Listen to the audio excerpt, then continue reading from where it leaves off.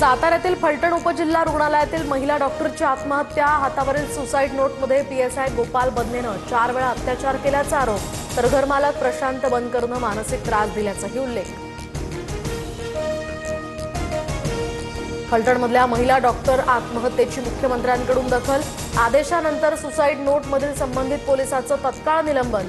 कारवाई सुरू असल्याची फडणवीसांची माहिती। एफआयआर दाखल करण्यासाठी 4 ते 5 तास लावले। राजकीय दबाव असण्याची शक्यता।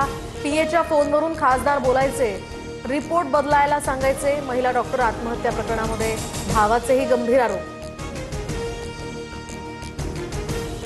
भंडाऱ्यातील कार्यकर्त्यांच्या मोबाईल आणि व्हॉट्सअॅप ग्रुप्सवर आमची नजर। बावनकुळेंचं खळबळजनक वक्तव्य, तर कार्यकर्त्यांनी बेईमानी केली तर 5 वर्ष दरवाजे बंद करणार, बावनकुळेंचा इशारा। दरम्यान या प्रकरणी बावनकुळेंना अटक करून चौकशी करा। भंडाऱ्यातील बावनकुळेंच्या वक्तव्यानंतर राऊत आक्रमक। फक्त भाजप कार्यकर्तेच नव्हे तर इतर नेत्यांच्या फोनवर सुद्धा नजर, राऊतांचा आरोप।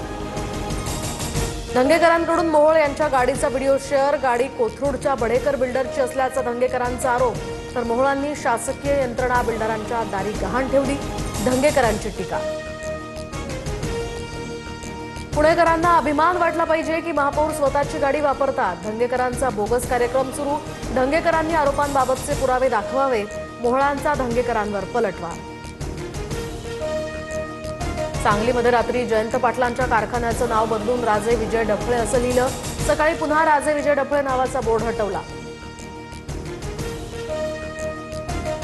घरांच्या किमती सर्वसामान्यांच्या आवाक्यात राहण्याची शक्यता। रेडी रेकनरप्रमाणे आता दर आकारणीचा राज्य शासनाचा निर्णय रद्द।